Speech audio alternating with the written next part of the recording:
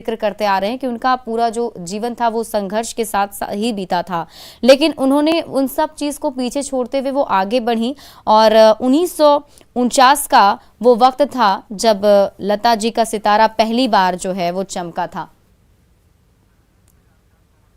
और हमारे साथ संगीत के जानकार पवन झा जी जुड़े हुए हैं। पवन जी, लता मंगेशकर जी नहीं है हमारे बीच और ये खबर सुनने के बाद मुझे पता है कि आप लोग भी स्तब्ध होंगे कि आखिर ऐसा कैसे हो गया। लेकिन आज के वक्त में अभी जैसे उनका निधन हुआ है, उसके बाद से अगर देखें तो किस तरीके से आप आज उन्हें याद करेंगे, उन्हें श्रद्धांजलि अर्पित करेंगे? जी, उनको मेरे ख्याल से लता जी एक फिजिकल फॉर्म में हम सबको छोड़ के गई हैं, बट एक आवाज की तरह हमारे दिल में बसी हुई हैं। जिस हवा में हम सांस लेते हैं, उनकी आवाज कहीं एक खुशबू की तरह उसमें फैली हुई है। तो जब तक हम लोग हैं, जब तक सांस ले रहे हैं, वो खुशबू हमारे साथ रहेगी। उनकी आवाज की खुशबू जिसने जब से शायद होश संभाला है, कितनी सुबह कितनी शामें इतनी खुशनुमा की है जिंदगी में। हम सब की जिंदगी में, इतनी त्रासदी भरी जिंदगी में, अगर एक इसके मरहम की तरह उनकी आवाज काम करती है। जब भी थक हार के हम बैठते हैं तो उनके गीत जो हैं एक मरहम का काम करते हैं। और ये कहीं न कहीं हमारी रिकॉर्डिंग इंडस्ट्री की देन है कि अब जब तक हम लोग हैं, पूरी मानव जाति है, तब तक उनकी आवाज बची हुई है। मीरा को हमने कभी नहीं सुना, लेकिन हम खुशकिस्मत हैं कि हम लता जी के दौर में हुए हैं और लता जी को हमने सुना है। तो एक फिजिकल फॉर्म में तो वो चली गई ऊपर, लेकिन एक आवाज की तरह, एक खुशबू की तरह हमारी जिंदगी में है, हमेशा रहेंगी। बिल्कुल पवन झा जी, देखिए जिस आवाज़ की हम लोग उनकी बात करते हैं, लेकिन एक वक्त ऐसा भी था जब उन्हें ये कहा गया था कि उनकी आवाज़ जो थी बहुत ही महीन आवाज़ है। तो उसको लेकर कुछ अगर आप हमें बता पाएं कि कब ये वाकया हुआ था। और एक्चुअली खेमचंद प्रकाश जो थे, उन्होंने, चंदूलाल शाह जो थे, उन्होंने लता जी की आवाज को जिद्दी के लिए रिजेक्ट कर दिया था। 1948 की बात है कि बोले बहुत पतली आवाज है और ये अपनी फिल्म में सूट नहीं करेगी। लेकिन खेमचंद जी ने वो फिल्म, उनके फिल्म रंजीत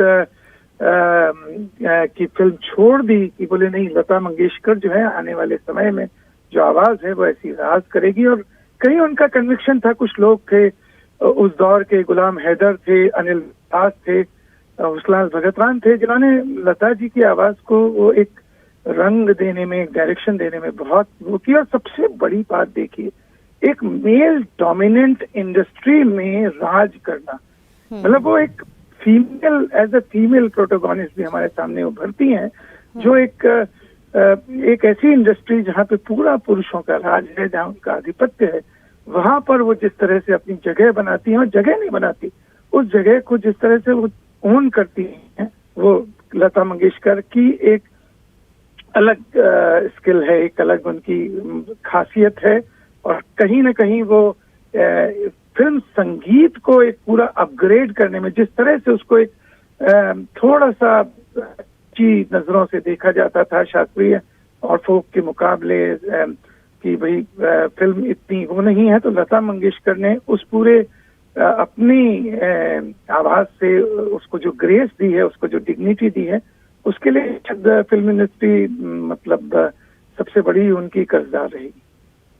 नहीं, बिल्कुल। और जैसा कि उनके सफर में अगर देखें तो शुरुआत का जब उनका दौर था, अगर आप 1949 की बात करें, जब उनका पहला जो उन्होंने गाना गाया था महल फिल्म, अगर मैं गलत नहीं हो तो, उस फिल्म के बाद से उन्हें पहचान मिली। पहला उनका सोलो हिट था। हाँ, जो मतलब उसमें के महल में देखिए कि उस दौर में अमूमन रिकॉर्ड्स पे जो नाम आते थे वो गायकों के नाम नहीं आते थे। नॉन फिल्म रिकॉर्ड्स पे फिर भी गायकों के नाम आते थे, लेकिन सिनेमा के रिकॉर्ड्स पे उन किरदारों के नाम आते थे जो पर्दे पे प्ले कर रहे हैं। तो जब महल का पहला रिकॉर्ड रिलीज हुआ तो उस पे नाम आया कामिनी, कि आएगा आने वाला, और गायक के रूप में नाम आया कामिनी, जो कि मधुबाला का नाम था फिल्म में जी। लेकिन वो गाना इतना मशहूर हुआ और रेडियो पे इतना बजा कि लोगों के HMV के पास और रेडियो के पास खत आने लगे कि भाई गाया किसने है, ये तो बताइए। तो वहां से एक नई परिपाटी शुरू हुई एक किस्म से, कि जो गायकों को जो इज्जत मिली और नाम मिलना शुरू हुआ कहीं, मतलब वो एक बहुत बड़ा एक माइलस्टोन था उसके लिए, जो आप महल की बात कर रहे हैं। कि उसके बाद वो कामिनी की जगह रिकॉर्ड जो रिलीज हुए उसमें लता मंगेशकर का नाम आया। बिल्कुल, और जब वो आई थी तो उस वक्त वहां पर भी बहुत सारी पहले से जो गायिका थी वो भी मौजूद थी, जैसे नूरजहां, जोहरा बाई। जी जी जी जी जी। उस वक्त में आना, और बहुत ही छोटी उम्र की, मतलब बहुत कम उम्र में वो वहां पहुंची थी, तो उस वक्त में, और जब देखा जाए तो उस वक्त नूरजहां, जोहरा बाई जो थी, उन लोगों का एक राज चलता था। उस वक्त में वहां पहुंचना, फिर अपनी मौजूदगी वहां पर बताना अपने आप में बड़ी बात है। जी, ये पूरी मैं तो कहूंगा डेस्टिनी थी, मतलब हम सब की डेस्टिनी थी। हम सबको लता मंगेशकर के साए में बड़ा होना था, उनकी आवाज के साए में।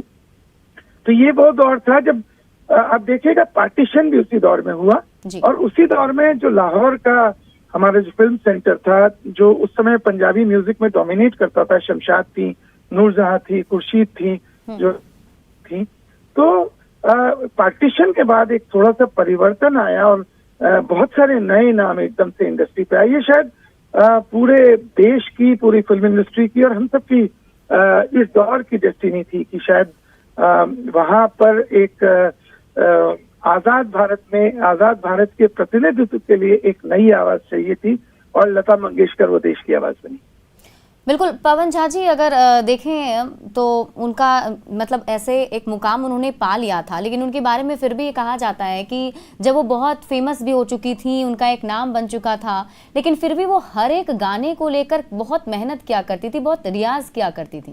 जी जी, यही बात तो उनको खास बनाती है। देखिए, जब तक वो गाती रही, 90 साल की उम्र में भी, मतलब 1 साल पहले उन्होंने, 2 साल पहले कुछ रिकॉर्ड किया था, और इनफैक्ट सरहदें जो एल्बम था लास्ट के टाइम में, तो उनकी खास बात ये थी कि उन्होंने रियाज को कभी नहीं छोड़ा। जो आज के, मेरे ख्याल से आज के सिंगर्स को सबसे ज्यादा सीखने की बात है कि आप कितने भी बड़े गायक हो जाएं, कितने भी बड़े नाम हो जाएं, चाहे लता मंगेशकर हो जाए, लेकिन शायद जो संगीत जो साधना की बात है, जिसमें रियाज, रोज का रियाज जो है, जो बहुत महत्वपूर्ण जगह रखता है, तो लता मंगेशकर और आशा भोसले जैसे नाम बताते हैं कि कितना जरूरी है उस जगह पे पहुंचने के लिए, उस साधना के लिए, उस रियाज की।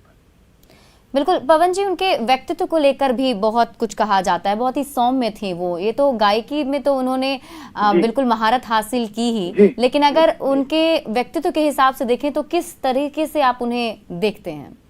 जी, मैं तो बड़ा खुशकिस्मत रहा कि मुझे एक बार उनसे बात करने का मौका मिला, और जो वो एक बाल सुलभ, इनोसेंट, वो जो एक हंसी, जो किलकारी सी हंसी उनकी बातचीत में आती थी ना, बात करते करते हंसती थी, मतलब लिटरली मैं आपको बता नहीं सकता कि कितनी बड़ी खुशी, मतलब ऐसा लगता था कि किसी आप बच्चे से बात कर रहे हो। वो जो खुशी उनके अंदर थी, एक बालपन उनके साथ हमेशा रहा, वो बाल सुलभ, उनकी जो एक छोटी, मतलब वो इस उम्र में भी मैं तो उसको किलकारी सी ही कहूंगा कि वो जिस तरह से बात करते करते वो थोड़ा सा हंसती थी, मतलब मेरे ख्याल से बहुत अभी भी, मतलब इतनी खुशी वो हमें देती रहेंगी, मतलब उनकी आवाज जो है जिंदगी भर, मतलब हमारे लिए तो बहुत बड़ी सौगात है इस दौर के लिए, जो बड़ी परेशानी में है। उनकी आवाज शायद हम सब के लिए उस एक दवाई का, एक वो जो मैजिक पोशन है ना, उसका काम।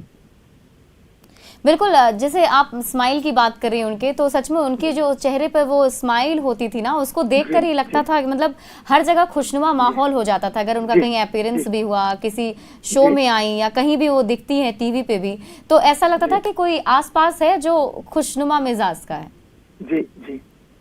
वही अगर उनके रिकॉर्ड की, बहुत सारे रिकॉर्ड भी उन्होंने बनाए हैं, अगर आप देखें तो करीब बहुत सारे भाषाओं में 30,000 से अधिक उन्होंने गाने गाए हैं। इसको लेकर कुछ अगर आप अपने हिसाब से बता सके हमें कि क्या खास? देखिए ये थोड़ा सा ये जो 25-30 हजार है ना जी, मतलब ये कहा जाता है, लेकिन रिकॉर्ड पे इतना कुछ उपलब्ध नहीं है। हाँ। जो एक्चुअल, तो बहुत सारा म्यूजिक है जो हम खो चुके हैं। लेकिन ये नंबरों से तो बहुत परे थी, वो नंबर बहुत मैटर नहीं करते कि कितने गीत गाए, क्योंकि उनका एक एक गीत जो है वो कई जनों के हजार हजार गीतों के बराबर है। जिस किस्म का वो सुकून देता है को, जिस किस्म की खुशी वो देता है, जिस किस्म का वो माहौल रचता है, तो उनका एक गीत भी कम नहीं है, कई हजार गीतों के बराबर है। तो नंबरों के तो मैं नंबरों में नहीं जाऊंगा, लेकिन मेरे ख्याल से उनकी जो सिग्निफिकेंस है वो यही है कि आजाद भारत में देश की आवाज बनी, जो कि एक बहुत बड़ा नेमत थी इस दौर के लिए, बहुत बड़ी एक देन थी हम सब के लिए, हम सब की जिंदगी के लिए। एक किस्म की मतलब उनकी आवाज में आप देख लिए, उनकी जो सबसे खास बात थी गायकी की, कि जो इमोशंस थे वो इतने परफेक्ट थे कि वो कभी वो ओवरबोर्ड नहीं करती थी। कि बहुत जैसे आशा जी फिर भी गाती हैं तो कई बार वो बहुत से अपने उसमें कुछ लहजा बदल लेती हैं, कुछ इमोशंस को एक्स्ट्रा कर देती हैं। लेकिन लता जी की गायकी की खास बात थी कि जितना उस गीत को इमोशन चाहिए, कहीं उनको वो भगवान की देन थी कि उनको पता था कि इसमें कितना दर्द रचना है, कितनी खुशी लानी है, कितना कम कितना ज्यादा रखना है। वो गीत के इमोशन को जिस तरह से पढ़ती थी, उस मीडियम को जिस तरह से समझती थी, वो गजब गजब उस तरह का तो कोई आर्टिस्ट आज तक आएगा। बिल्कुल बिल्कुल, बहुत बहुत शुक्रिया पवन जी हमारे साथ जुड़ने के लिए और साझा करने के लिए अपने एक्सपीरियंसेस को। और देखिए, एक नाम जिसे सुनते ही कानों को सुकून मिलता है, एक नाम जिसे लेने भर से ही जुबान पर मिसरी चढ़ जाती है।